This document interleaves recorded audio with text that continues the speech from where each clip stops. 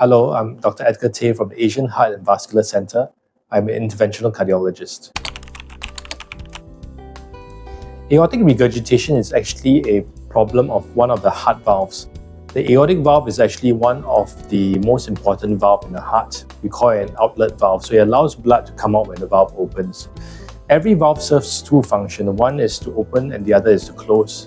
In aortic regurgitation, the closing part of the valve is not functioning. And so what happens is that blood that goes out of the heart immediately refluxes back with each heart contraction. So the impact of aortic regurgitation is that if this condition of the heart valve leaking occurs over a long period of time, the heart initially can adapt, but as time goes by, it becomes more enlarged and the pumping function of the heart is reduced, so it becomes what we call heart failure. So when heart failure occurs, patient becomes more short of breath, more fatigued, and that is when patients really need to seek help and undergo treatment.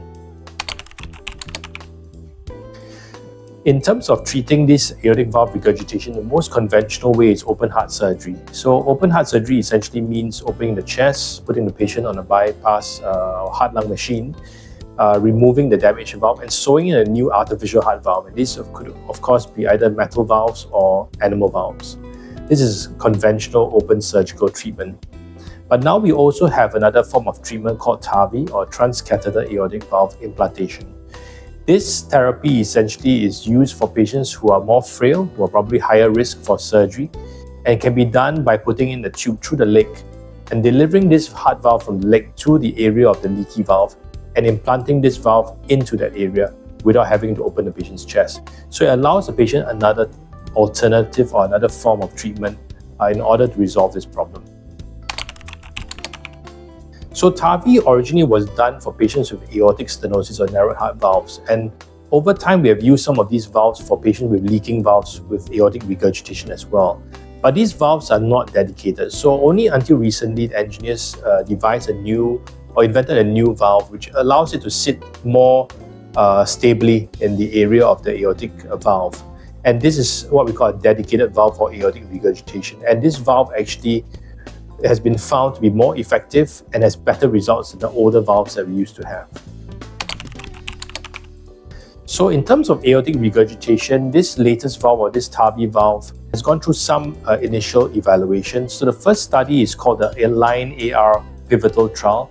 So 180 patients actually underwent this procedure.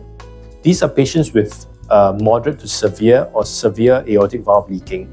And these patients were also symptomatic. So what they did was they underwent this procedure called the TAVI procedure with this valve. We call it the Jenner valve. And this valve actually was implanted in 180 of these patients and then followed up these patients for up to 2 years to see how the outcomes were. It was very reassuring that this valve implantation was very successful in the majority of patients. More than 95% of patients had a successful procedure. And if you look at the patients over the course of 1 year, the patients who had residual leaking was very, very low.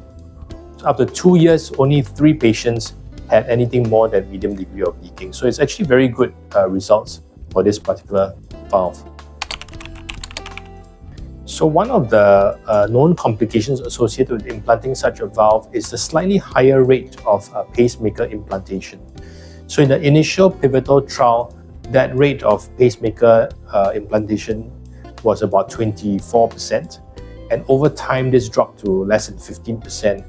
And this is because the aortic valve actually is located very close to the electrical bundle, and when the valve is sitting in that area, sometimes you can press a little bit on that area and cause a reduction in the transmission of electrical activity down there. Therefore, the risk of pacemaker implantation required after the procedure is slightly higher.